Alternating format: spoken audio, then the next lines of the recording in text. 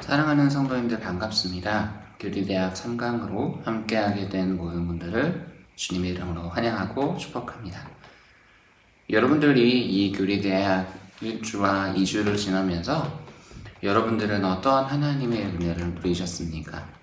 그 은혜가 남은 모든 시간 가운데도 함께할 수 있기를 주님의 이름으로 축복합니다.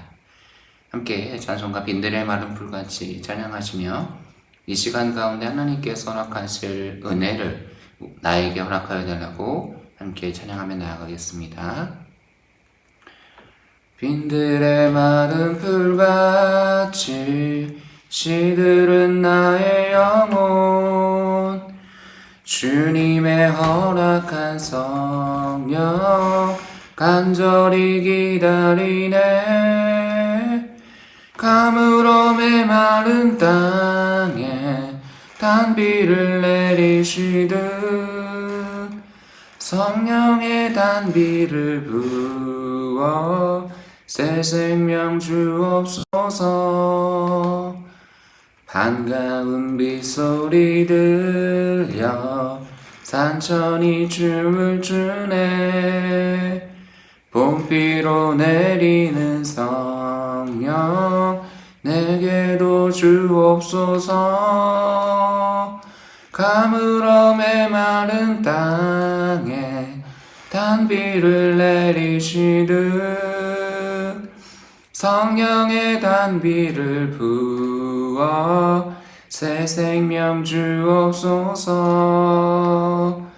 절 따라 우로를 내려 조목이 무성하네. 갈급한 내 심령 위에 성령을 부으소서. 가물어 메마른 땅에 단비를 내리시듯 성령의 단비를 부어 새 생명 주옵소서. 잠드신 사랑의 언약 어길 수 있사오랴. 오늘의 흡족한 은혜 주실 줄 믿습니다. 가물어 메마른 땅에 단비를 내리시듯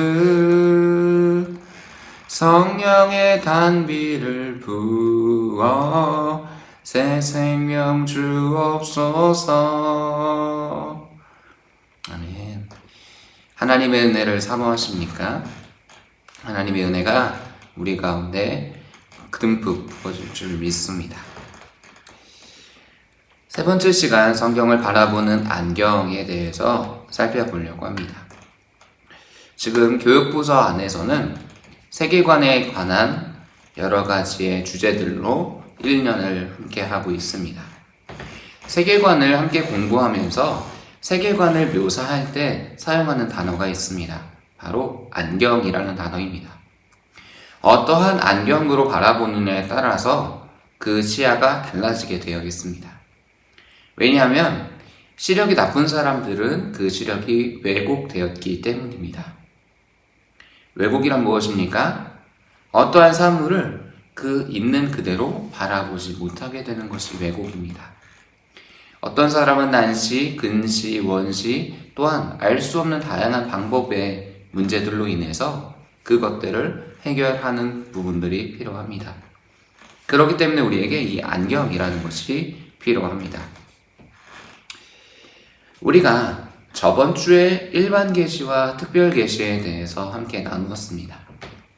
일반 계시를 통해서 창조주, 신, 그리고 이 세상을 운영하는 누군가가 있다라고 알게 된다면 그 일반 계시만으로는 하나님의 구원, 하나님의 목적을 완전하게 알 수 없다라는 것을 우리는 배웠습니다. 이것이 바로 일반 계시의 한계인 것입니다. 우리가 자연 만물을 통해서, 양심을 통해서, 사람들의 역사를 통해서 이 모든 것들을 하나님의 살아계심은 알 수 있지만 신은 악한 것에 대해, 특별히 교만한 자들에 대해 물리치시고 겸손하고 가난한 자들을 돌보던 자들을 향해 긍휼의 손을 베푸시는 분이심을 인류가 알지라도 그 인류가 더 나아가 예수 그리스도에 대해서 알지 못하게 된다라는 것이죠. 그렇기 때문에 우리는 특별 계시, 하나님께서 직접 말씀하셨고 그 말씀이 기록된 성경에 대해서 더 세밀하게 알아볼 필요가 있는 것입니다. 우리는 두 가지를 살펴보려고 합니다. 정경성과 조명입니다. 이 성경은 과거에 선지자들을 통해서 기록되었는데 그 선지자들을 통해서 기록된 그 성경이 어떻게 우리가 읽는 66권으로 정해지게 되었는지를 살피게 될 것이고, 그렇게 역사 속에서 공인한, 역사 속에서 확정한 그 성경을 우리가 지금 읽고 대할 때 어떠한 일들이 일어나고 있는가, 어떠한 하나님의 은혜가 우리 가운데 부어지고 있는가를 살펴보려고 합니다. 미국에 처음 영국으로부터 그리고 유럽으로부터 선교사들이 넘어가게 됩니다. 그리고 그곳에 하나님의 교회가 세워집니다. 원주민들이 가득했던 그 땅, 하나님의 존재에 대해서 알지 못했던 그 땅에 복음이 전해지게 됩니다. 그리고 나서 시간이 흘러 그 땅 가운데 놀라운 영적 대부흥들이 일어나기 시작합니다. 찬양 중에 성령께서 임하셔서 그들의 마음 가운데 모든 죄악을 회개하게 하시고 하나님의 말씀이 들려지는 순간 삶이 교정되어지는 일들이 미국 가운데 일어났습니다. 어쩌면 지금 미국이 강국이라고 전 세계의 모든 흐름을 잡고 있다라고 여기는 그 출발점이 하나님의 복음이 전하여지고 하나님의 복음이 흥왕하여진 마치 사도행전의 초대교회와 같은 일들이 있었기 때문에 지금의 미국이 있는 것으로 생각하시면 됩니다. 근데 그 미국의 부흥이 있었을 때에 조나단 에드워즈라는 한 설교자, 한 목회자가 있었습니다. 그가 1937년에 일어났던 일을 자기의 일기에 기록하여 놓은 부분이 있습니다. 나는 건강을 유지하기 위해 말을 타고 숲속에 들어가 내가 늘 하던 대로 한적한 곳에 내려 하나님을 묵상하고 기도하며 걸었습니다. 그때 나는 중보자이신 하나님의 아들의 영광과 그의 놀랍고 위대하고 충만하고 순결하고 달콤한 은혜와 사랑, 온유와 자비, 겸손을 보게 되었습니다. 환상으로 본 것이 아니라 마음으로 느꼈습니다. 그때 나타난 은혜는 너무나 고요하고 달콤해서 하늘보다 더 위대하게 보였습니다. 그리스도께서 나의 모든 생각과 사고를 사로잡을 만큼 위대하게 그리고 탁월하게 나타나셔서 내 생각으로는 약 1시간 동안이나 내 마음을 사로잡고 있었습니다. 그동안 나는 통곡하고 눈물을 쏟았으며 내 영혼은 달리 표현할 수 없는 열정에 사로잡혔고 오직 그리스도로 충만해졌습니다. 여러분들은 골방에서 은밀한 중에 기도하실 때에 이러한 경험들을 해보신 적은 없으십니까? 하나님의 영광이 여러분들의 삶을 가득 덮었던 순간입니다. 어떤 사람들은 생각합니다. 그거는 처음 사랑이 있을 때의 이야기지. 시간이 지나면 다 똑같아지더라. 마음은 냉랭해지고 성경을 읽었는데 똑같은 말씀인 것 같고 이게 뭐야 하는 그런 일들이 있더라 라고 이야기합니다. 근데 우리가 함께 찬양했던 것처럼 계속해서 하나님의 은혜를 구하며 나아가는 겁니다. 갈급한 내 심령 위에 성령을 부으소서. 하나님의 은혜가 우리 가운데 필요합니다. 그것이 우리의 고백이 되어야 하는 것이죠. 하나님의 말씀, 성도의 기도, 이것이 풍성하게 만나질 때에 어떤 일들이 일어났냐면 그의 전 인격이 다 반응하게 되어 있습니다. 모든 인격들이 하나님을 향하게 되는 것이죠. 예수 그리스도의 그 놀라운 위대하심이 내 마음 가운데 깊이 차오르게 되는 겁니다. 이것이 바로 하나님께서 우리에게 주신 놀라운 은혜입니다. 특별 계시를 주신 이유입니다. 우리는 말씀 안에서 예수 그리스도와 동행하고 하나님께서 펼쳐놓으신 그 놀라운 아름다움을 볼 수 있습니다. 그렇다면 왜 나는 못 봅니까? 왜 나는 못 보고 있습니까? 라는 것에 대해서 갈급함을 가지시며 계속해서 끝에까지 따라오시면 됩니다. 성경은 이 세상에서 가장 권위 있는 책으로 우리는 인정하며 나아가야 합니다. 그 권위라는 것은 단순하게 그 말씀이 하나님의 말씀입니다 라고 인정하는 것, 우리의 신앙에 고백하는 것을 넘어서서 우리의 삶의 모든 순간의 기준점들을 성경으로 삼는다는 것을 의미합니다. 한 설교자가 설교 때 이야기했던 부분인데요.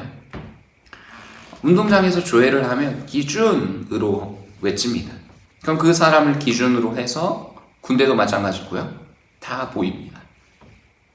때로는 기준점이 오른쪽이 될 수도 있고 왼쪽이 될 수도 있고 그 기준을 잡는 사람들의 마음에 따라서 다릅니다. 건물을 설계할 때도 마찬가지죠. 어떠한 것에 대해서 기준을 잡아서 보통 바닥 슬라브를 기준으로 하기 때문에 그 기준점으로 해서 얼마 정도를 더 높여라, 얼마 정도의 길이를 잡아라 라고 설계도면상에 기록합니다. 이것처럼 성도들의 삶도 마찬가지로 중요한 것은 하나님의 말씀에 얼마나 내 기준을 맞추느냐에 따라서 그 삶이 달라지게 되어 있습니다. 이것은 거부할 수 없는 하나님께서 우리에게 주신 방법, 신앙생활의 방법입니다.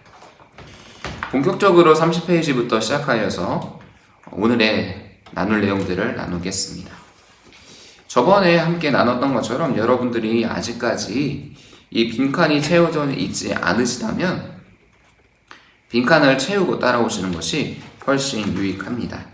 그래서 그 빈칸은 39페이지에 빈칸에 들어갈 단어라고 해서 오른쪽에 적어 두었습니다. 이 부분을 체크하시고 이런 내용을 배우겠구나 하시고 따라오시면 되겠습니다. 우리가 오늘 함께 배울 이 3과의 중심 성경 구절입니다. 모든 성경은 하나님의 감동으로 된 것으로 교훈과 책망과 바르게 함과 의로 교육하기에 유익하니. 디모데후서 3장 10절 말씀. 베드로후서 1장 21절은 여러분과 제가 함께 읽겠습니다. 예언은 언제든지 사람의 뜻으로 낸 것이 아니요 오직 성령의 감동하심을 받은 사람들이 하나님께 받아 말하는 것입니다. 우리는 오늘도 성경에 대해서 배울 것입니다. 특별히 성경의 권위와 성경이 36권, 39권, 그리고 27권, 총 66권으로 어떻게 기록되었는지에 대해 살펴볼 것이고요. 그 권위와 함께 그 삶 가운데 놓여있는 우리의 삶을 따라가 보려고 합니다.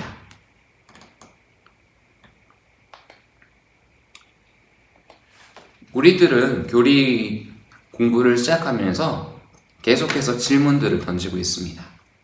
나는 젖먹이 그리스도인인가? 나는 제자인가? 라는 것을 스스로 체크해 보자는 의미입니다. 어떤 사람들은 이럽니다. 특별히 1년의 성경을 읽어나가면서 가장 막막한 부분들이 어디입니까? 레위기죠. 창세기, 출애굽기와 열심히 읽었는데 레위기에서 한번 딱 좌절이 되어버리는 겁니다. 어떡하지? 라는 마음과 함께 짧으면 1년, 길면 오랜 시간 성경을 덮어버리는 젖먹이 그리스도인들이 있습니다. 너무나도 내 생각으로는 이해가 되지 않는 부분들이 많다는 겁니다. 제자들의 사고방식은 어떨까요? 하나님의 말씀은 66권이잖아. 그러면 그 66권 모두가 다 중요하기 때문에 나에게 주신 거 아니겠어? 비록 이해가 되지 않을지라도 읽어보자 하면서 1년을 충실하게 모든 성경을 다 읽는 제자들이 있습니다. 한 글자 한 글자 한 글자들을 소중하게 여기는 거죠. 특별히 대학 교수들이나 대학원을 공부했거나 더 나아가서 다양한 공부들, 특별히 이성에 대해서 집중적으로 발달되어 있는 사람들은 성경을 볼 때 때로는 이해되지 않는 부분들도 있습니다. 이것은 모순 같은데? 이것은 이렇게 적어 놓았지만 조금 사람들의 지식 수준으로 이야기할 때는 어법이 약간 허접한데? 라게 생각하는 사람들도 있습니다. 그마저도 모든 것을 내려놓고 성경을 읽는 것이 제자들의 사고방식이라는 것입니다. 그렇다면 우리는 이 특별계시, 하나님께서 선지자들에게 말씀하신 그 내용들이 기록되어 있는 이 성경이 어떻게 하나님의 말씀이라는 것을 알 수 있는가, 이 부분에 대해서 함께 살펴보겠습니다. 그렇기 때문에 성경의 권위에 대해서 먼저 살필 필요가 있습니다. 성경의 권위란 무엇입니까? 성경에 있는 모든 말씀은 하나님의 말씀으로서 모든 신앙적 논의와 행동의 최종적인 판단 근거가 된다. 하나님의 말씀입니다 라는 것을 권위에 두자라는 거예요. 비록 거기에 하나님의 말씀에 성경 저자들의 이름들이 들어가 있죠. 창세기, 출애굽기, 레위기, 민수기, 특별히 복음서에 가면 마태복음, 누가복음, 마가복음, 요한복음, 디모데전서, 후서, 그런 식으로 하나님이 아닌 성경 저자들의 이름, 때로는 교회들의 이름이 기록되어 있기 때문에, 적혀져 있기 때문에 이것이 과연 하나님의 말씀입니까? 라고 근본적으로 따지는 것을 시작하겠습니다.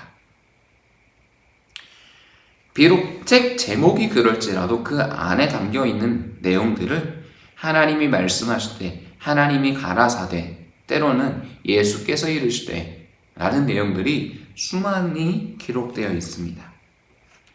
그렇기 때문에 우리는 그것들을 가지고 우리의 주시는 하나님의 말씀으로 받아들이는 것이죠. 이것이 바로 제자의 삶입니다. 이 계시라는 단어가 자신을 우리에게 알리신 하나님의 주도권을 보여준다는 것이죠. 하나님께서 결정하셨고 하나님께서 그의 깊으신 뜻을 우리에게 알려주시기 원하기 때문에 그 성경을 주셨고 계시를 통해 밝혀주셨고, 그뿐만 아니라 우리의 삶 가운데 영감을 통해서, 성령의 비추심을 통해서 하나님의 놀라운 그 비추심이 그 당시에 있는 저자들뿐만 아니라 지금에는 우리들까지도 동일하게 비추심이 임하고 있다라는 것이 그 권위의 결과입니다. 단순하게 그 성경 텍스트, 그 내용 자체만을 바라볼 것이 아니라 그 성경을 우리에게 주신 분을 살펴볼 때에 그분이 주신 그 놀라운 일들은 결코 훼손되어서는 안 된다라는 것입니다. 그렇다면 이 성경이 하나님의 말씀이라는 증거에 대해서 구체적으로 살펴보겠습니다. 첫 번째로는 이 성경이 성경에 대해 하나님의 말씀임을 자증, 피스티스 한다라는 것입니다. 스스로 증명한다라는 것이죠. 이 성경은 스스로 하나님의 말씀이라고 표현합니다. 하나님께서 아브라함을 부르셨고, 하나님께서 선지자들을 부르셨고, 하나님께서 우리가 익히 알고 있는 사람들을 만나셔서 말씀하신 그 내용들이 그대로 적혀 있습니다. 그래서 하나님이 말씀하셨습니다라는 그 부분들이 계속해서 언급되고 있는 것이죠. 성령께서는 일부러 성경을 기록하시며 그 부분을 한 번도 놓치신 적이 없습니다.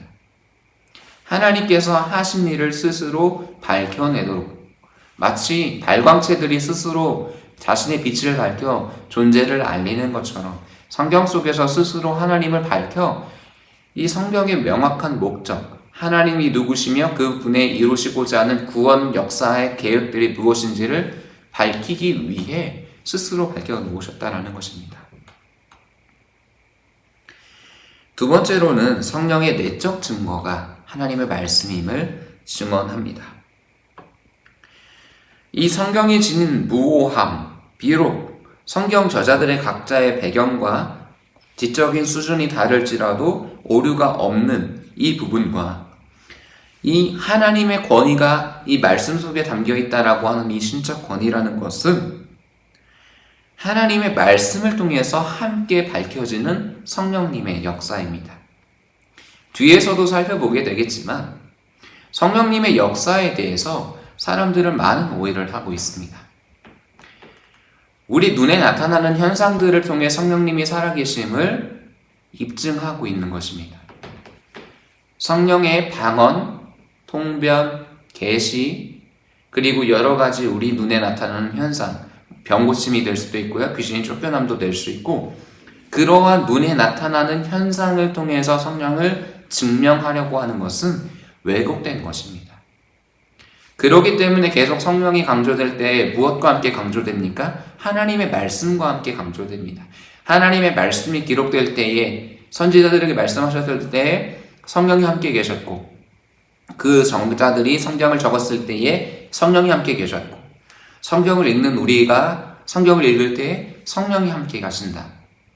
성령은 늘 하나님의 말씀과 함께 하셨습니다. 하나님께서 우리에게 주시는 그 말씀들, 지금 우리가 읽고 있는 이 말씀들이 결국은 성령의 역사라는 것입니다. 이것을 인정해야 합니다. 이것을 반드시 인정해야 합니다.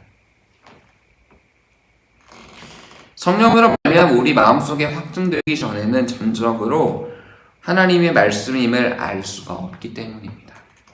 우리 안경을 고쳐 쓸 수 있는 가장 중요한 방법은 성령님, 내 안에 계시지요. 성령님, 하나님의 말씀을 받아들이게 하여 주십시오. 제가 꽤 오랜 시간 신학에 대해서 공부를 하고 지금도 추가적으로 대학원에서 공부를 계속해서 이어나가고 있습니다. 많은 고민들을 하다가 일반적인 학문들도 사실은 고민을 했습니다. 근데 신학에 대해서 조금 더 깊이 있게 공부하자 해서 신약학이라는 것을 제가 공부를 시작하게 되었습니다. 그 이유는 이 부분과 연관이 됩니다. 하나님의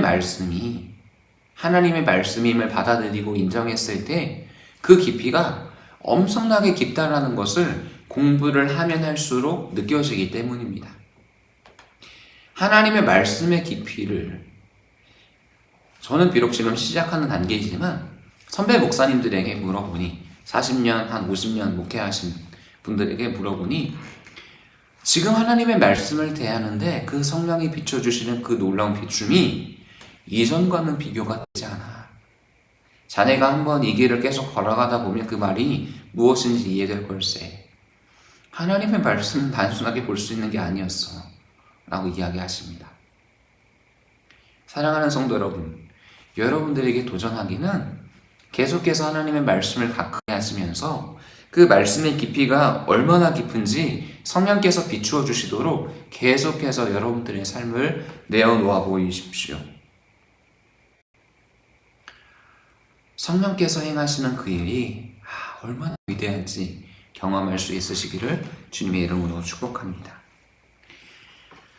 첫 번째는 성경에 대해 하나님의 말씀임을 스스로 자증하고, 두 번째로는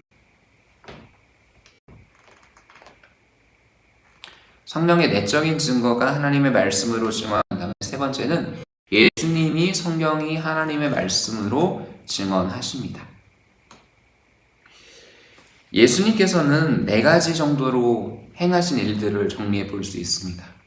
물론 귀신을 쫓아내셨고, 그리고 병든 자를 고치시고 위로받아야 할 자들을 찾아가셔서 위로하셨습니다. 그의 사역 속에 담겨있는 그 놀라운 비밀들을 발견하려고 합니다. 첫 번째는 이 성경을 권위 있는 책으로 인용하셨습니다. 마태복음 4장 4절과 마가복음 14장 24절에서 이렇게 말씀하시는 거죠. 신명기를 인용하면서 이렇게 말씀하십니다. 성경이 이렇게 말씀하셨어. 사람이 떡으로만 사는 것이 아니야. 삶에 있어서 우리가 먹고 마시고 우리가 누리는 것이 전부가 아니야. 최종적인 권위가 하나님의 말씀으로부터 나와야 돼. 라고 마태복음에서 말씀하셨죠. 두 번째로는 이 성경을 하나님의 말씀이라고 하셨습니다. 요한복음에 계속해서 이 부분들이 강조되고 있습니다. 요한복음 10장 35절을 보면 성경을 패하지 못하나니 하나님의 말씀은 받은 사람들을 신이라 하셨거든요. 말씀을 받은 자들을 신이라고 하셨다.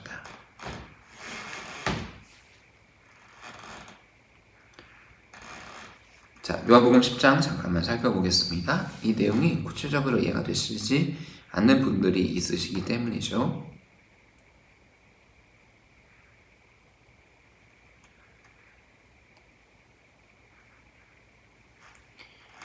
요한복음 10장 35절입니다.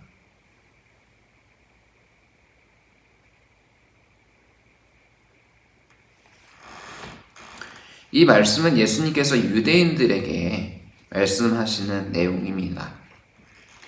솔로몬 행각에서 예수님께서 건의실 때에 유대인들이 에워싸고 언제 우리의 마음을 미혹하겠습니까? 라고 다가옵니다.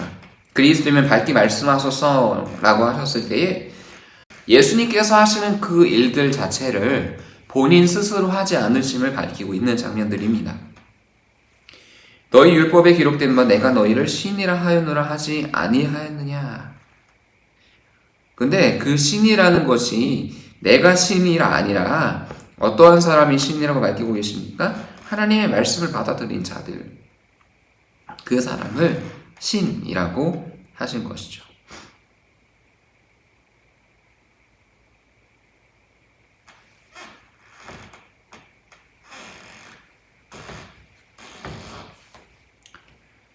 잠시만요. 여러분들 성경에 보면 각주 성경이 있을 겁니다.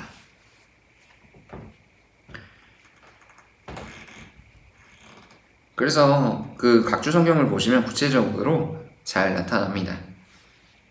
그래서 시편 82편 6절을 보면 내가 말하기를 너희는 신들이며 다 지존자의 아들이라 하였으나, 하나님께서 놀랍게 말씀하신 거죠. 모든 하나님을 믿는 자들에게 너희는 다 신들이다, 지존자의 아들이다 라고 말했는데, 유대인들아 너희들은 이 말씀 알지 못하니? 라고 말씀으로 논박하시는 거예요. 예수님의 사역 속에서 예수님께서는 늘 하나님의 구약의 말씀을 인용해 오셔서 그 말씀을 통해서 결국은 하나님의 뜻들을 이루고 계심을 계속해서 비추어 주고 계십니다. 그래서 가능하신 분들은 옆에 있는 부분들 있잖아요. 마태복음 4장 4절, 마가복음 14장 27절 이런 부분들을 성경 속에서 헤드라인, 형광펜으로 줄을 쳐보십시오. 그래서 예수님의 사역은 결국 하나님의 말씀에 기초한 사역이었다라는 것을 한눈에 밝히 보시게 될 겁니다. 그리고 세 번째로는 성경이 성령의 영감을 통해 주어진 하나님의 계시임을 가르치고 구약을 모두 인정하십니다. 성경이 역사성을 인정하시고요. 성경 예언의 진실성을 확증하시고 모든 구약 성경이 예수님의 가르쳐 기록되었음을 설명하십니다. 여러분들이 마태복음, 마가복음, 누가복음을 분석하실 때, 읽어 나가실 때에 이 부분들을 잘 놓치지 않으셔야 합니다. 예수님께서는 홀로 사역하신 것이 아니구나. 특별히 이 부분들을 요한복음에 가서 더 구체적으로 세밀하게 기록하시지 않습니까? 나는 스스로 일하지 않고 아버지께서 일하시니 나도 일한다. 이런 부분들이 계속해서 언급되어지는 것들은 한 가지 이유죠. 유대인들은 계속해서 이 하나님의 아들이라고 칭하는, 메시아라고 칭하는 예수가 스스로 많은 무리들을 미혹한다라고 잘못 생각했습니다. 그런데 너희들이 생각하는 것이 그것이 다가 아니라 나는 하나님께서 말씀하셨고 그 말씀을 따라 살아갈 뿐이야 라고 계속해서 강조하고 계시는 겁니다. 이 부분들이 신약에 체크되어져야 합니다. 그래서 이렇게 보시면 돼요.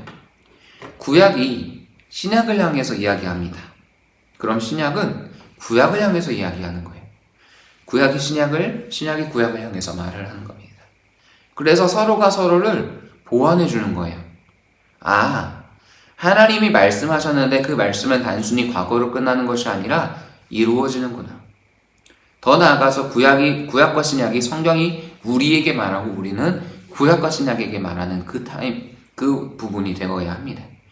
우리가 하나님의 말씀을 따라 들려오는 그 소리를 살아낼 때에 그게 맞아, 지금 이루어졌어 라고 구약과 신약 성경에게 이야기를 해야 되는 것이죠. 그래서 1번이 구체적으로 보면 그 내용입니다. 성경이 성경에 대해 하나님의 말씀임을 자증한다. 구약이 구약에게 말하고 신약이 신약에게 말한다. 하나님의 말씀이 예언되어졌고 성취되어졌다. 예언과 성취가 동시에 시대마다 이루어지고 있다는 것을 예수님이 구체적으로 보여주고 계신 것입니다. 이것이 성경이 하나님의 말씀이라는 증거가 됩니다. 그리고 사도들이 성경을 하나님의 말씀으로 증언합니다.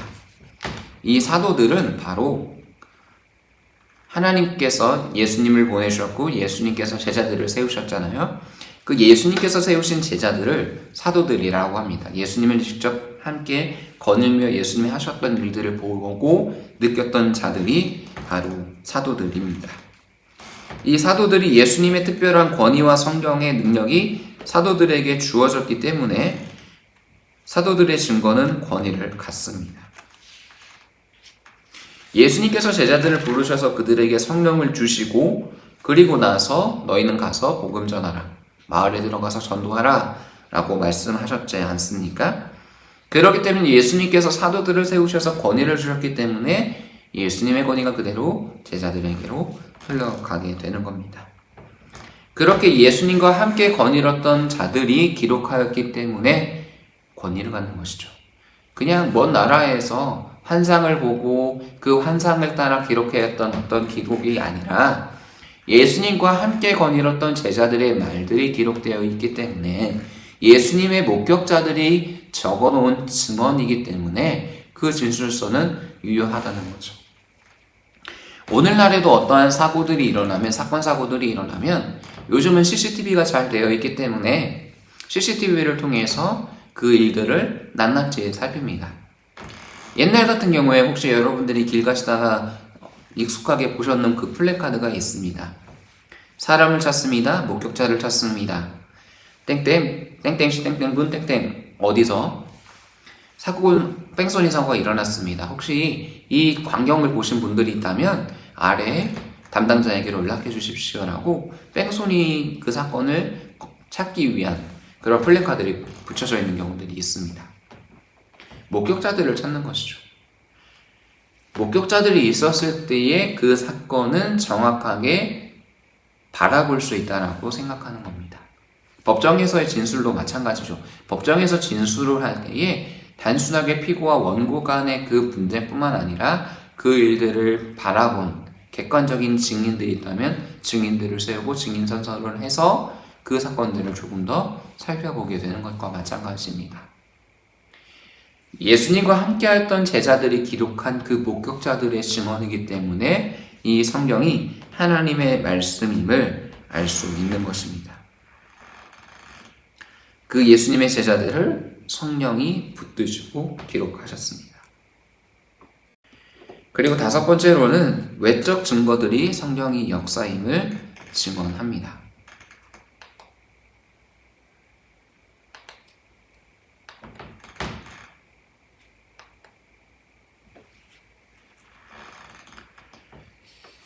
사람들이 이제 성경에 대해서 궁금해하니까 학자들이 성경에 대해서 연구하기 시작합니다. 근데 이 신약의 원본, 첫 번째 사본, 그 사이에 얼마 남지 않은 간극이 있었다라고 봅니다. 지금은 신약의 원본이 없지만 그 신약의 원본이라고 추측하는 그 예수님 시대에, 예수님이 사셨던 그 시대가 원본이지, 그 예수님께서 사셨던 그 시대와 함께 그 필사되었던 그 기록들이 시간이 짧다라고 밝혔습니다. 그리고 성경 사본을 만드는 과정과 그리고 장수와 연대에 대한 문헌, 고고학자들의 연구, 이것들을 통해 계속해서 하나님의 역사적 사실이 외적인 증거들을 통해서 계속해서 나타나고 있습니다. 지금도 계속해서 고고학자들은 이 성경의 연대를 계속해서 밝혀나가고 있어요. 고고학, 그리고 이 복사본들을 연구하는 학문들, 그리고 이 학문들과 함께 이 시대를 연구하는 사람들, 이 사람들이 함께 모여서 회의할 때마다 이 세 가지에 대한 부분들이 계속해서 언급되는 겁니다. 그 시대, 그리고 과정, 실제로 현장에서 일어났던 그 여러 가지의 연구들이 외적인 증거들이 됩니다.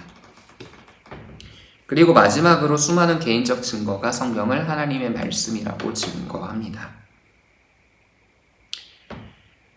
이 성경 자체가 단순하게 많이 읽혔던 책일 뿐만 아니라 사람들의 삶이 변화되었다라는 이 사실을 우리는 인정해야 합니다.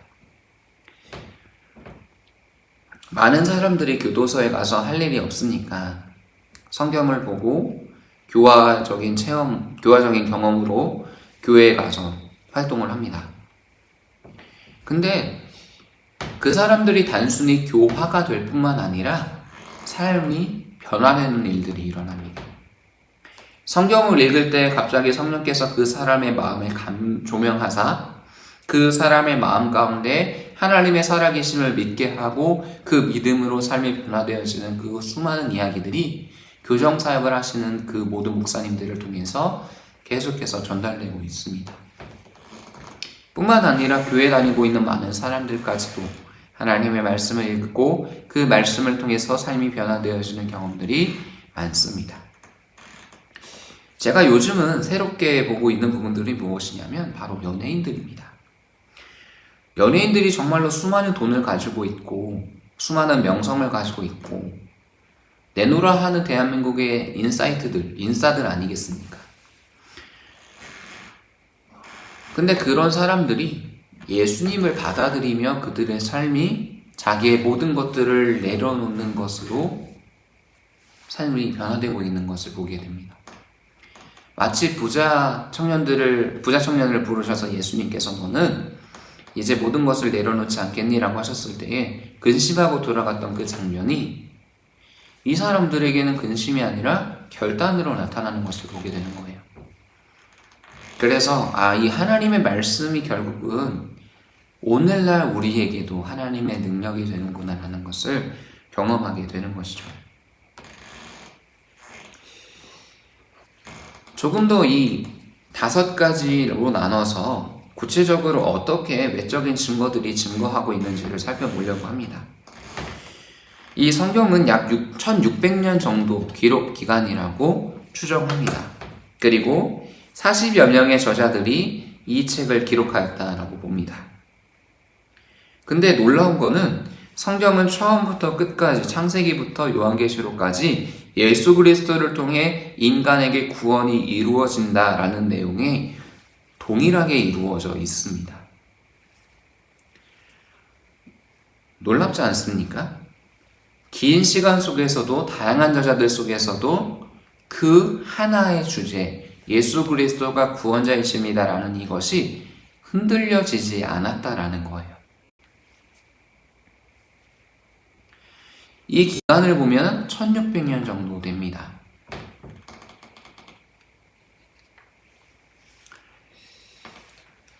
모세오경을 주전 1440년 정도, 예수님 오시기 전 1440년 정도에서 기록되었다라고 여깁니다.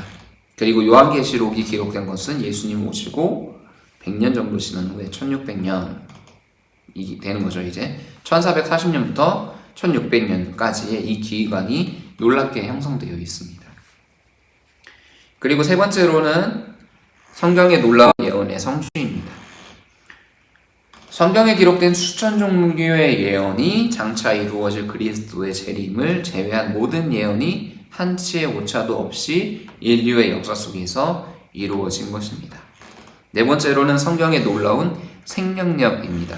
역사 속에서 수많은 권력자들의 박해 그리고 여러 가지의 이론들, 성경이 과연 원본이 없음에도 불구하고 이것을 인정해야겠느냐부터 시작해서 실제로 그 시대 속에서 이루어졌냐라는 사실성과 여러 가지 부분들에 대한 반박에도 불구하고 현재까지 계속해서 우리에게 전해져 오고 있습니다. 죽지 않고 살아서 하나님의 영광을 나타내는 것이죠. 많은 사람들이 화형을 당하고 많은 사람들이 죽임을 당하고 때로는 그 성경 자체를 감추려고 했던 많은 사람들의 그러한 일들이 있음에도 불구하고 결국은 하나님께서 밝혀 보여주시죠. 놀라운 건 신약과 구약의 그 중간에 있습니다. 학자들은 신약과 구약 사이에 중간에 붕 떠버린 기간들이 있다라고 여겨요. 말라기부터 마태복음까지. 그래서 그 시기에는 아무것도 하나님께서 말씀하지 않았던 시기다라고 여기기도 합니다. 근데 그때 한 목동들에 의해서 이 성경이 밝혀지기 시작해요.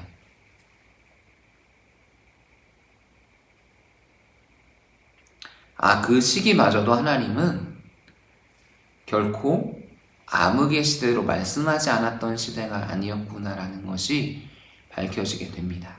그 시기에 하나님의 말씀이 기록되었고 필사자들이 기록하였고 그 필사자들이 기록한 거를 가정 안에서 함께 계속해서 나누고 익히고 외우고 하는 그 과정들 속에서 그들이 더 명확하게 예언을 깊이 간직하게 하셨고 그러므로 인해 예수 그리스도의 때에 예수가 오심으로 그 예언들이 밝혀졌음을 알게 되는 것이죠. 그래서 많은 무리들이 놀랍게 여기는 이유가 여기에 있습니다. 하나님께서 말라기 이후에 말씀하지 않으시는 것 같았는데 결국은 말라기까지 기록되었던 그 수많은 기록의 예언을 하나하나 이루시기 위해서 우리들에게 그 예언을 더 깊이 있게 갖게 하시려고 그 시간을 남겨두셨구나라는 사실이 밝혀지게 됩니다. 놀라운 것이죠. 그리고 마지막으로 성경에 놀라운 독자 확보입니다. 수천 년 동안 수많은 사람들이 다른 어떤 책보다 많이 봤던 책이 바로 이 성경책입니다. 요즘 더 독특하게 성경을 찾고 읽는 사람들이 많아지고 있다고 해요. 감사한 건지 모르겠어요. 이단들이 지금 계속해서 난리치고 이단들로 인해서 정치까지 나라까지 망하는 걸 보니까 저 사이비들이 진짜 위험하다. 그러면 진짜 사이비가 아닌 진짜 바른 기독교는 어떤 모습이야? 하면서 성경을 찾는 것 같아요. 그러면서 그 성경을 보면서 믿지 않던 자들까지도 예수 그리스도에 대해서 알지 못했던 자들까지도 예수 그리스도를 알게 되는 그 놀라운 일들이 일어나고 있는 것이죠. 성경을 계속해서 공부하고 연구하고 계속해서 바라보다 보면 정말로 놀라운 일들이 많습니다. 그렇기 때문에 여러분들에게 권유하기는 성경을 계속해서 읽고 혹시 모르는 부분들이 계시다면 성경 파노라마, 신약과 구약을 통해서 그리고 책별로 나누어지는 성경을 더 구체적으로 읽는 그런 부분들을 계속해서 함께 강의를 참여하시면서 익혀나가시면 좋겠습니다. 지금 우리가 이 배우고 있는 내용들은 사실은 정말로 어려운 부분들이에요. 그죠? 잘 이해가 되지 않을 수도 있습니다. 근데 이 이론들을 실제로 성경을 읽어나가면서 경험하게 되는 부분들이 있기 때문에 기록하여 배우고 있는 것입니다. 그렇다면 첫 번째로 이 하나님의 성경이 신적 권위, 하나님께서 말씀하셨다라는 것을 받아들인다면 이 하나님께서 주신 이 말씀들에 대한 특징들을 조금 살펴보겠습니다. 첫 번째로는 성경의 무호성입니다. 성경은 원래 형태, 신앙, 실천, 역사, 지리, 연대, 과학에 있어서 사실과 모순되는 어떠한 오류도 없다. 왜냐하면 하나님의 영광으로 된 책들이기 때문이다. 하나님께서는 하나님의 목적을 위하여서 모든 것을 다 오류가 없도록 만드셨다라는 것을 우리는 알게 됩니다. 오류가 없다. 그리고 성경은 명료합니다. 성경을 이해하고 해석하는데 특별한 도구가 필요하지 않습니다.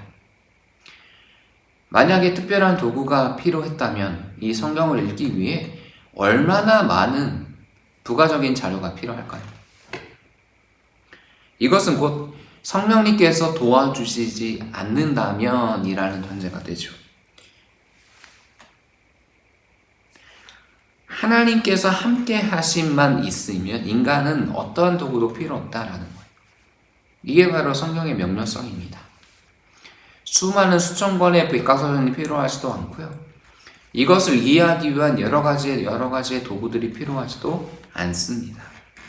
하나님의 도우심을 구하며 순종하기를 원하는 사람, 하나님께 신적인 권위를 내어드린 사람이라면 누구나 읽고 그 의미를 이해할 수 있습니다. 때로는 기록 당시의 시대적, 문화적 특성 때문에 해석이 필요한 부분들도 있지만 성경은 암호문이 아니지. 전쟁이 일어났을 때의 모스 구호를 해석해서 우리가 어떻게 방어를 준비해야 되고 어떻게 공격을 준비해야 되구나 라는 것이 아니지요. 그죠? 놀랍게도 이 성경이 선교사들에 의해서 하나님이 사람들에게 읽기 원하는 언어들로 바꾸어주고 계십니다. 헬라어와 히브리어로부터 아람어와 라틴어로부터 그 각 나라 각 족속 각 방언들의 말로 계속해서 번역해 나가고 계시는 겁니다. 놀라운 사실이지요. 심지어 몇 명 같이 모여 살고 있지 않다라고 여기는 그 소수 민족에게까지 선교사들은 가서 그들의 언어를 배우고 그들의 언어를 따라서 성경을 해석하고 번역합니다. 하나님께서는 그렇게까지 디테일하게 일하고 계신 거예요.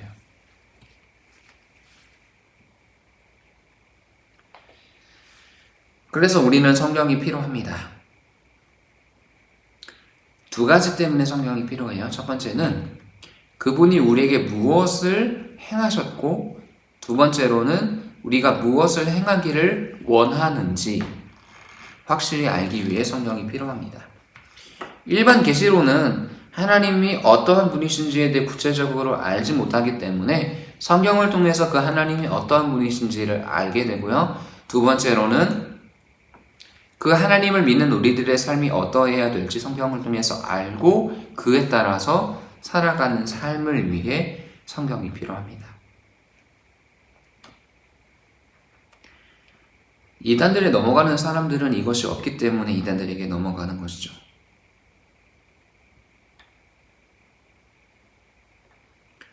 하나님의 말씀과 우리들의 삶이 분리될 수 있겠습니까? 라는 질문을 던졌을 때에 결코 분리될 수가 없습니다. 이것이 바로 우리가 이 수레바퀴를 살펴봤던 이유입니다. 13페이지에 축살바퀴라고 해서 성경과 삶과 교리를 살펴봤던 이유가 여기에요. 결국은 모든 것에 대해서 유일한 법칙이며 최종인 권위인 이 성경에 대해서 우리가 가운데 가지고 있어야 하고, 그리고 그 가운데에서 우리의 삶이 성경을 통해서 삶을 살아야 하며 그 성경대로 삶을 살고 있는지를 구체적으로 진단하는 리트머스 시험지 역할로서 교리가 있는 것, 이것을 우리가 머릿속에 담고 있다면, 그렇다면 성경을 통해서 결국 우리는 하나님의 구원, 그 베푸신 구원에 반응하는 우리들의 삶의 자세를 성경을 통해서 깨닫게 되겠구나라는 것을 보게 됩니다. 그래서 우리는 이 성경이 필요한 거예요. 성경은 단순히 도덕책이 아닙니다. 성경을 두 가지로 나누는 사람들이 있어요. 도덕적인 규범들과 도덕적인 규범이 아닌 것들. 도덕적인 규범이 아닌 것들은 뭐겠어요? 예수님께서 하셨던 초자연적인 일들인 거죠. 그것들은 내 생각에 받아들여지지 않아. 그러니까 도덕적인 책임에 대한 부분들만 가지고 살아가면 돼 라고 생각하는 사람들이 있습니다. 성경을 결코 이분법적으로 바라보거나 사람의 눈으로 바라보면 결코 안 됩니다. 뒤에서도 살펴보겠지만 이것이 이단이 가져온 너무나도 안 좋은 폐해 가운데 하나이기 때문이에요.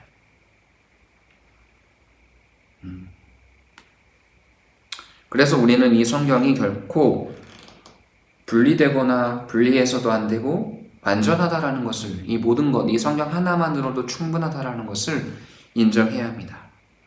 성경은 성도들이 하나님께서 주시는 이 구원과 은혜에 대해 알고 온전히 믿고 순종하도록 충분한 말씀을 제공하고 있습니다. 66권이면 충분하다라는 거예요. 하나님의 백성이 구원, 교육에 필요한 중요한 지침, 신앙, 행위, 예배 모든 분야에 있어서 우리를 지도하는 데 있어서 충분하다라는 것이 바로 이 성경입니다. 성경은 오류가 없고 모든 것이 다 뚜렷하게 예수 그리스도의 구원을 향하여서 밝혀주고 있고, 특별히 그것이 우리의 언어로 읽을 수 있으며, 그러기 때문에 그 하나님의 행하신 구원과 행하심에 따라 반응하는 구원을 받은 신자들의 삶이 이 성경 66권 안에서 충분히 가능하다라는 것을 받아들여야 합니다. 성경 외에 어떤 요소가 아니라 성경 자체가 우리의 신앙의 요소에 있어서 가장 중요하다, 가장 권위에 두어야 한다라는 것을 바라봐야 하는 것이죠. 세 번째로는 성경의 정경성에 대해서 살펴보겠습니다. 정경이라는 것은 정확하게 결정되었다라는 거예요. 구체적으로 보면 하나님의 영감으로 기록된 말씀으로 권위를 인정받는 것을 의미합니다. 성경에 속한 모든 책의 목록이 바로 정경입니다. 많은 신앙서적들을 보는 사람들이 있어요. 신앙의 영적인 성숙을 위해서 신앙서적들을 기독교 서점에서 많이 보시는 분들이 있습니다. 근데 그 신앙의 서적에 나와 있는 그것들이 신앙의 보편적인 하나님 일하심으로 바라봐서는 안 됩니다. 아무리 설득력 있는 주장이라고 해도 결국은 하나님의 이 성경과는 비교가 할 수 없기 때문입니다. 이 정경은 캐논이라는 말에서 유래했는데요. 바로 잣대, 기준에서 나온 단어입니다. 성경이 잣대라는 것이죠. 성경의 잣대로 사람들의 신앙과 사람들의 모습을 판단하게 된다. 결국은 신앙생활은 이 성경으로 설명된다라는 것이에요.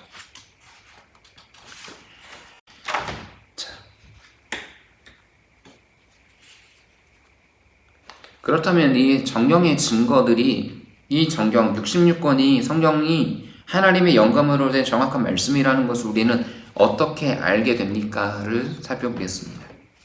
성경이 하나님이 주신 정확한 책인지 어떻게 알 수 있냐 하면,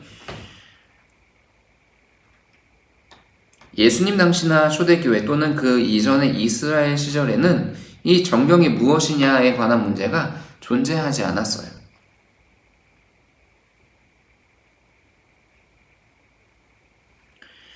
무슨 말이냐면 예수님께서 주셨던 그 당시는,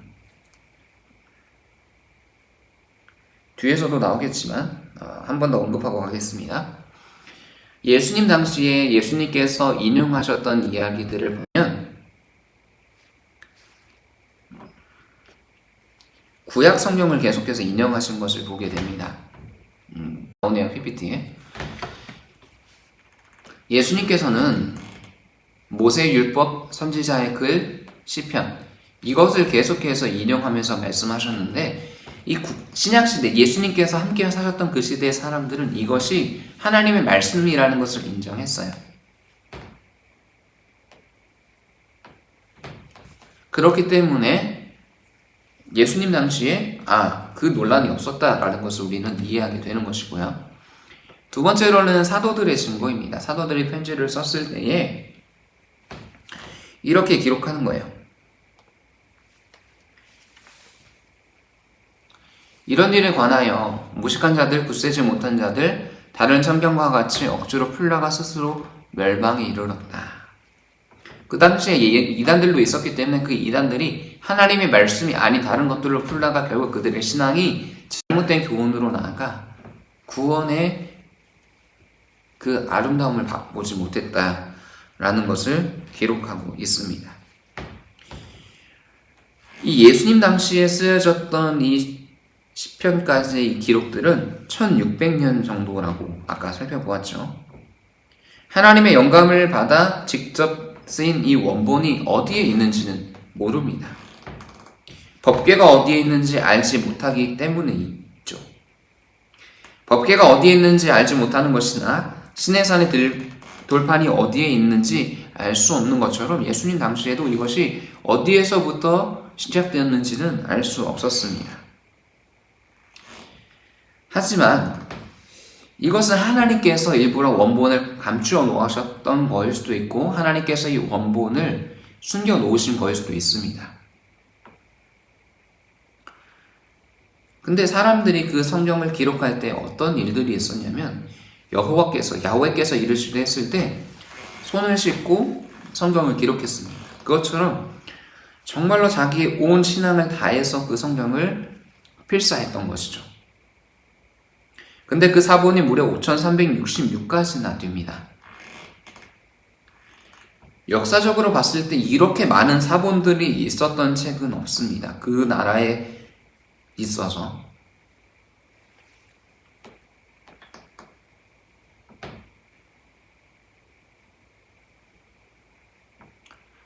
이 사실을 봤을 때에 이 5366개나 되는 이 놀라운 사본들이 결국은 정확하게 쫙 비추어 봤을 때, 스캔해 봤을 때에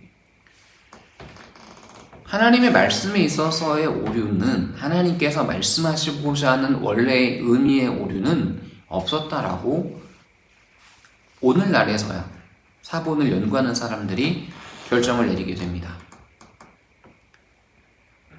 그것을 봤을 때, 결국은 성경 자체가 하나님께서 확실하게 우리들 가운데에 오류가 없도록 만드셨고, 그 오류가 없는 것을 우리가 받아들이고 있다라는 것을 보시면 됩니다.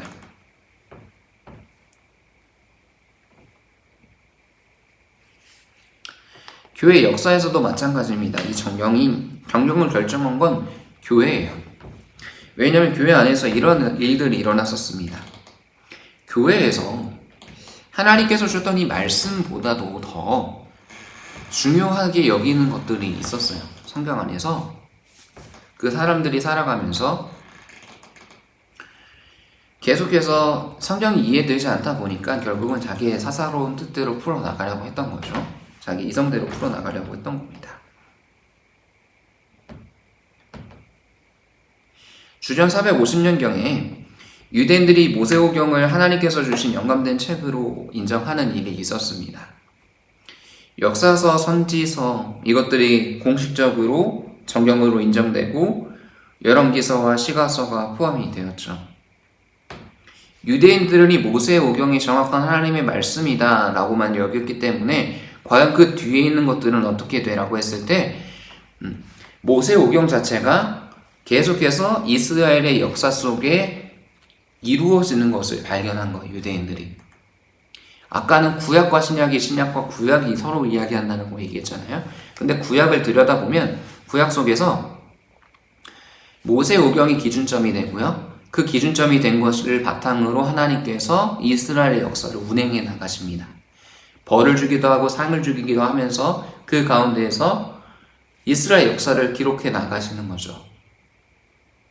그렇기 때문에 이 사람들이 결국 모세오경을 통해 하나님이 일하시는구나 해서 450년경에 이 모세오경의 율법들을 함께 정경으로 인정한 것입니다. 그리고 주 70년경에 로마의 핍박 앞에서 이 성경을 지키려고 했던 유대인들의 회의가 열립니다. 바로 이것을 팔레스타인 암니아 회의라고 합니다. 여기서 이전부터 그 책들은 하나님이 주신 말씀으로 받아들여졌고, 그리고 후대에 와서 하나님의 섭리 가운데 교회가 핍박을 받아 멸망하고 성경이 훼손될 그쯤에 그 책들이 구약 성경으로 묶이게 되는 겁니다. 로마의 압제하에서 지켜낸 것입니다.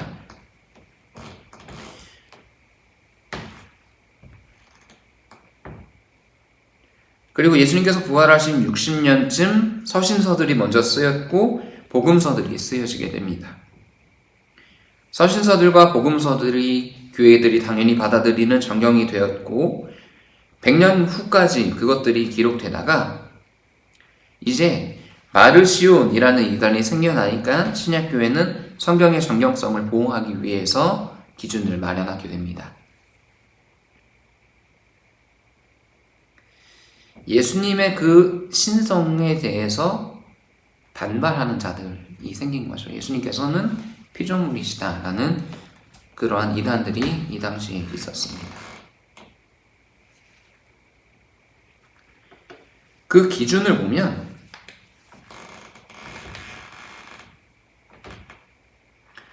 사도나 사도의 직접적인 증언을 들은 매우 가까운 사람들이 기록했는지, 정경의 내용이 진리의 가르침과 일치하는지, 그리고 초대교회에서 인정을 받았는지,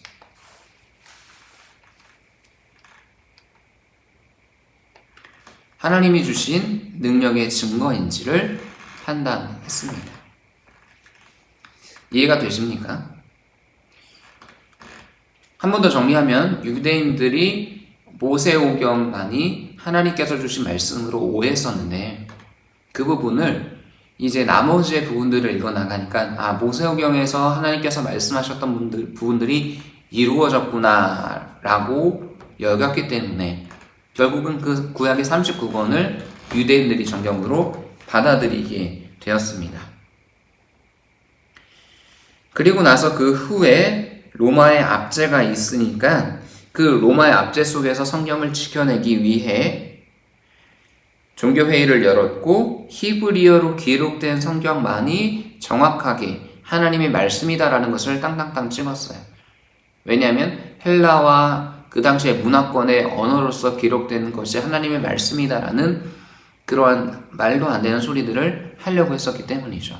로마의 그 황제의 권력을 말씀에 투사시키려고 했던 시도가 있었기 때문에 결국은 로마가 그 모든 일들을 하지 못하도록 막았던 것이 유대인들의 일입니다.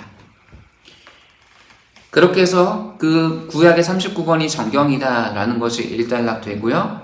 그리고 나서 주 100년까지 신약 성경들이 완성되고 150년경에 이제 이 신약과 구약들을 함께 사용하다가 마르시온이라는 이단들의 사상들이 오자 그 이단들의 사상들을 막아내기 위해서 결국은 회의를 열어서 이거 외에는 하나님의 말씀이 정경일 수 없습니다라고 결론 짓게 됩니다.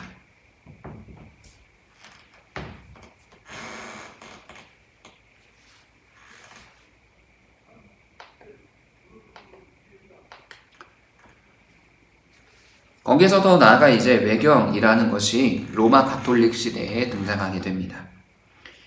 이들은 구약 46권, 신약 27권을 정경으로 받아들이게 됩니다.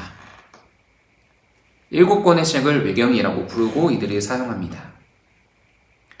근데 이것은 우리가 주의할 필요가 있습니다. 유대인 초대교부들이 인정하지 않고 사용을 엄격히 금지했습니다. 왜냐하면 하나님의 진리와 반대되기 때문이죠.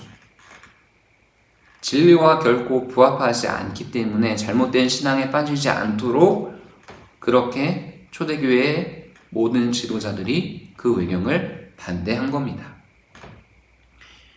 비도덕적이고 황당한 내용들이 가득 차 있습니다. 지나치게 낭만적이거나 기괴하거나 잘못된 교리가 그 안에 담겨 있습니다. 심지어 예수님의 인성을 부인하는 부분들도 그 안에 담겨 있습니다. 그렇기 때문에 우리는 이 외경을 인정할 수 없는 겁니다. 이 모든 거에는 다 지도자들의 권력들이 들어가 있어요. 지도자들이 자신의 권력을 얻기 위해서 이 성경 자체를 자신의 사사로운 유익으로 풀어나가려고 했던 것이죠.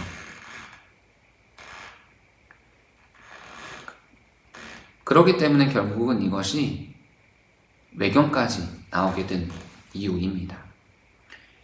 이 외경 속에서 특별히 반대되는 부분들은 하나님의 지옥과 천국 사이에 연옥이라는 것을 집어넣어 놓고 이 땅에서 사람들이 열심히 그 중간 단계에 있는 연옥에 있는 사람들을 위해 덕을 빌면 그때 그 사람들이 천국으로 옮겨지게 된다라는 말도 안 되는 이야기들을 한 적이 있습니다. 그 내용들이 실제로 연옥에 담겨 있고요. 교황들의 그 이야기들 합리화하기에 외경을 만들어 놓은 거예요. 그래서 우리는 이것을 기억해야 합니다. 결국 모든 계시는 끝났습니다. 성경을 떠나서 직통계시를 받는 사람들이 있다라고 여기지만 이것은 위험한 일입니다. 칼뱅은 이렇게 이야기합니다.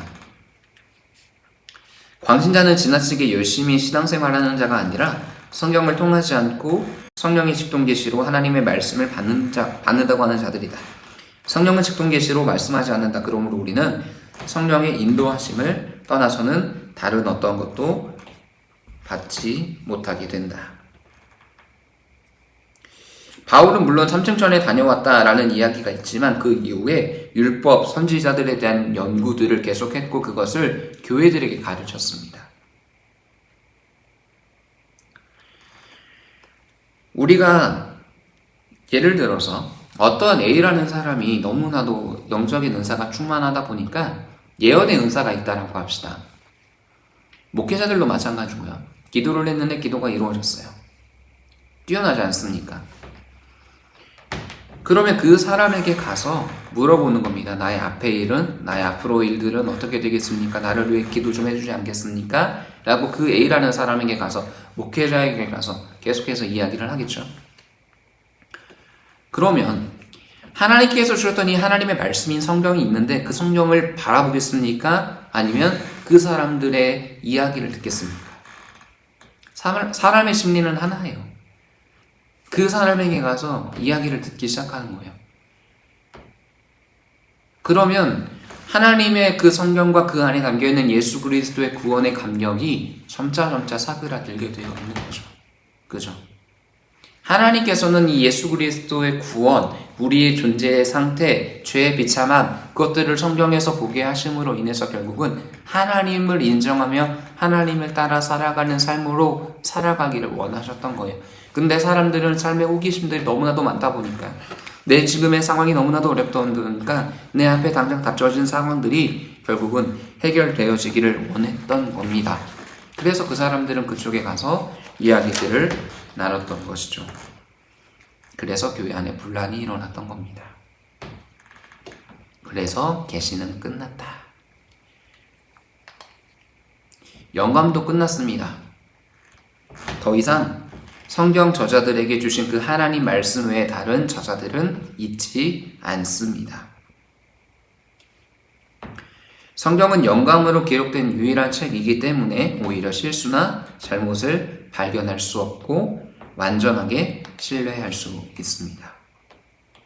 그렇기 때문에 영감은 끝났지만 조명, 성령을 통해 우리에게 비춰주시는 일들은 지금도 이루어지고 있습니다. 많은 사람들이 성경을 읽거나 내용을 이해하는 데 어려움을 느끼고 있습니다. 하지만 성령께서 우리 가운데 임재하심으로 인해서 세상에 마치 밝은 빛을 비추는 것처럼 계속해서 우리의 시야 가운데 보여주시는 거예요. 하나님의 말씀을 읽고 또 읽어가다 보면 결국은 우리들의 믿음이 더욱 견고해지고 그 믿음의 견고함에 따라서 놀랍게 하나님의 일들이 진행되어지는 것이죠. 조명의 역사는 우선적으로 하나님의 주권에 달려 있습니다. 우리가 아무리 노력한다고 해서 얻는 것은 아니고요. 하나님 자녀라면 누구나 이러한 조명을 힘입을 수 있습니다. 우리의 노력이 아닌 하나님의 주권. 만약에 우리가 성경을 읽을 때 깨달아지지 않는다면 여기까지구나. 근데 놀랍게도 시간이 지나서 그 말씀이 어느 순간 깨달아지는 순간이 있습니다. 그래서 하나님은 일부러 모든 것들을 다 끝내놓으신 거예요.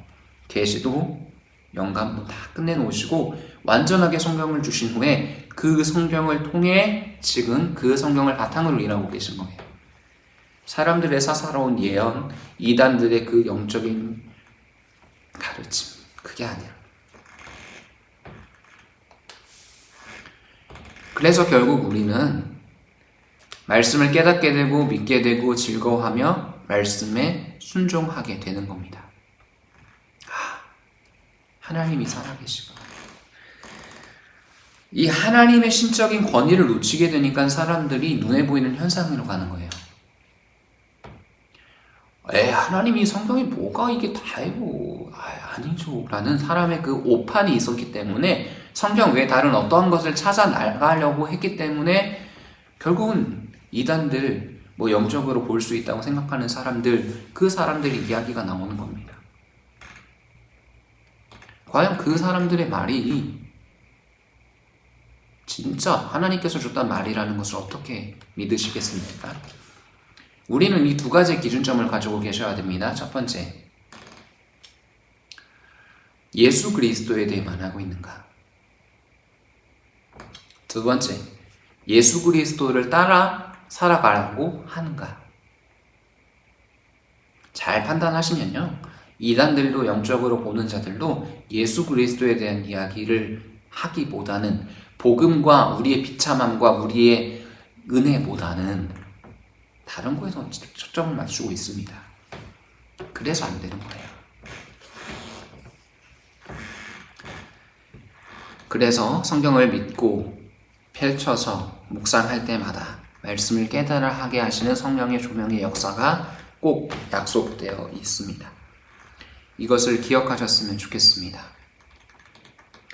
그래서 결국 나의 영적인 상태와 밀접되어 있어요. 내가 얼마나 하나님을 사랑하고 하나님의 말씀을 사랑하느냐에 따라서 그 말씀이 좋아질 수도 있고 말씀이 싫어질 수도 있는 거죠. 하나님이 싫어지면 하나님의 말씀이 싫어지는 것과 동일한 겁니다. 그렇기 때문에 하나님의 말씀을 깊이 사랑해야 합니다. 다른 어떠한 것보다 하나님의 말씀을 깊이 사랑하십시오. 하나님을 깊이 사랑했던 사람의 이야기를 잠깐 들려드리겠습니다. 하나님의 말씀을 너무나 깊이 사랑해서 이 당시에 종교개혁 시대에 어떤 일이 있었냐면 교황과 그리고 왕이 함께 결탁한 적이 있습니다. 교황들아, 내가 너희들에게 힘을 실어줄게. 그러니까 너희들은 내가 하는 말을 지지해줘야 돼. 그래서 교황들과 왕이 함께 엮여서 사람들을 우매하게 만든 적이 있습니다. 야, 사람들아, 라틴어로만 적혀져 있는 이 말씀이 하나님의 말씀이야. 그러니까 결국은 너희들이 라틴어를 읽지 못하지? 그러면 내가 읽어줄게 해서 읽어주기 시작하는 겁니다. 그러다 보니까 잘못된 교리들이 그 안에 담겨서 읽혀지기 시작하는 거예요. 다른 책에 다른 내용으로는 이 성경을 번역하지 못하도록 하는 겁니다.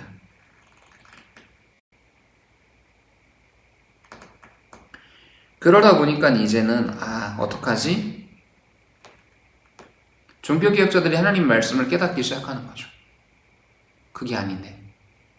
우리의 행함으로는 결국 구원을 받을 수 없는데 어떻게 동전 쨍그랑 하는 그 소리가 하늘에서 들릴 때 여기 중간에 있는 자들이 천국에 올라간다는 거야. 그래서 종교개혁이 일어났던 거예요. 그래서 솔라 스크립투라, 하나님의 말씀 외에 다른 것들은 결코 있어서는 안 된다 라고 외쳤고 그들이 순교를 당하게 된 겁니다. 화형을 당하기도 하고요, 죽임을 당하기도 한 거죠. 결국 이들의 그러한 생각들이 쌓이고 쌓여서 성경이 지켜지게 되었고 그 성경이 지켜진 우리에게 읽혀지고 있는 겁니다. 그래서 이것은 마치 작은 씨가 우리 안에 심겨졌던 것처럼 씨가 심겨짐으로 인해 결국 열매가 맺혀지게 되어 있습니다. 이것이 하나님 말씀의 놀라운 능력이에요. 우리 안에 전해졌던 그 복음이 결국은 하나님의 말씀을 읽음으로 그 복음이 더 풍성하게 비춰지고 풍성한 복음이 우리들의 삶을 풍성하게 합니다. 그리고 검과 같아서 하나님의 말씀을 사랑하게 되면 단순하게 그 말씀 속에 비춰져 있는 나를 향한 도덕적으로 올바르게 살아가라, 하나님의 말씀에 올바르게 살아가라, 그러한 말씀들이 깨달아지기 시작하면서 나의 삶의 비참함을 마주하게 된다는 거죠. 내 마음 가운데 있던 온전하지 못한 것들이 결국 깎여지는 수술의 작업들이 말씀을 통해 이루어지게 됩니다. 그리고 이것은 놀랍게 우리의 신앙을 자라게 하는 음식이 됩니다. 아기가 엄마 품에서 젖을 먹으면 성장하듯이 하나님의 사람들이 하나님의 말씀을 읽기 시작하면 신앙이 순결해지고 더 그 마음이 순수해지며 하나님을 따라 신앙이 성장하게 되어 있습니다.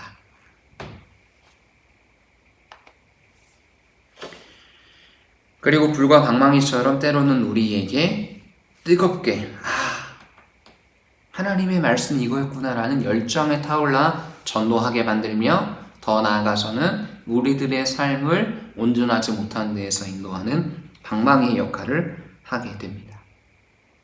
그리고 마지막으로 거울과 같아서 우리가 그 말씀을 통해 우리의 삶을 반면교사 삼아 바른 방향으로 나아가는 것이죠. 다윗의 모습을 통해 나의 모습을 보게 되고 다윗의 범죄함을 통해 나의 범죄함을 보게 되며 하나님의 말씀으로 걸어가게 되는 겁니다. 그렇기 때문에 우리는 이 조명의 역사를 힘입기 위해서 하나님의 말씀을 영적으로 이해해야 합니다. 우리들의 생각, 우리들의 태도가 아니라 하나님의 영적인 말씀으로 이해해야 한다는 거죠. 성령께서 성경을 이해할 수 있게 하시고 성경께서 성경을 이해할 수 있는 책임을 나에게 맡겨주셨다. 마치 동산 중앙에 선과 악을 알게 하는 나무를 두셔서 그것을 먹지 말라, 먹는 날에는 정령 범죄하리라 하셨던 것처럼 너희는 이 하나님의 말씀 외에 다른 것들로 너희들의 신앙을 판단하지 마라. 그렇게 되면 결국은 너희의 눈이 뜨여지게 되겠지만 그 뜨여짐 속에 자기의 수치를 보게 되는 것처럼 말이죠. 결국 책임을 우리에게 주셨습니다. 그래서 이 조명의 역사를 힘있게 원하신다면 하나님의 말씀을 정확하게 대하십시오. 나의 사사로운 생각으로 풀지 마십시오. 하나님의 놀라운 능력의 말씀이 내 안에 있음을 고백하며 나아가십시오.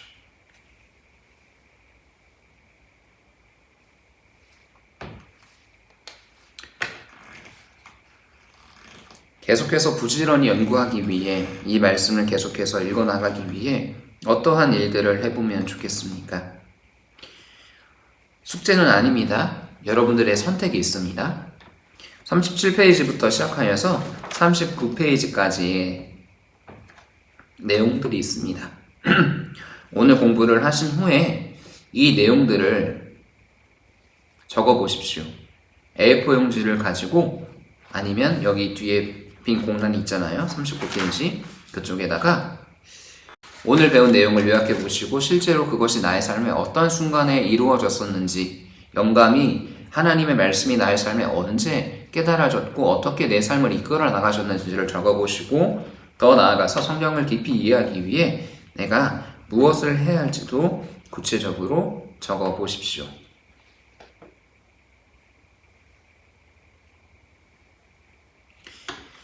이렇게 할 때 여러분들의 삶이 성경의 말씀으로 굳건하게 세워질 줄 믿습니다. 2강과 3강의 내용들이 너무나도 복잡하고 어려우셨던 분들이 있으실 거예요. 그런 분들은 한 번 더 체크를 해보시고 이해가 되지 않는 부분들은 저에게 오셔서 이 부분들이 이해가 되지 않아요. 이 부분을 어떻게 하면 좋겠어요? 하고 상의를 해주시면 되겠습니다.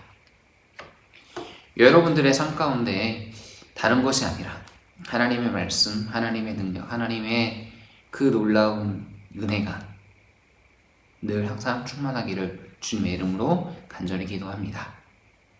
우리 같이 주님 가르쳐 주신 기도로 이 시간을 마무리하도록 하겠습니다.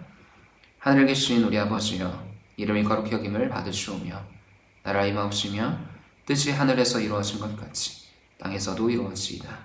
오늘날 우리에게 일용할 양식을 주옵시고 우리가 우리에게 죄진 자를 사하여 준 것 같이 우리의 죄를 사하여 주옵시고 우리를 시험에 들게 하지 마옵시고 다만 악에서 구하옵소서. 대개 나라와 권세와 영광이 아버지께 영원히 있사옵나이다. 아멘.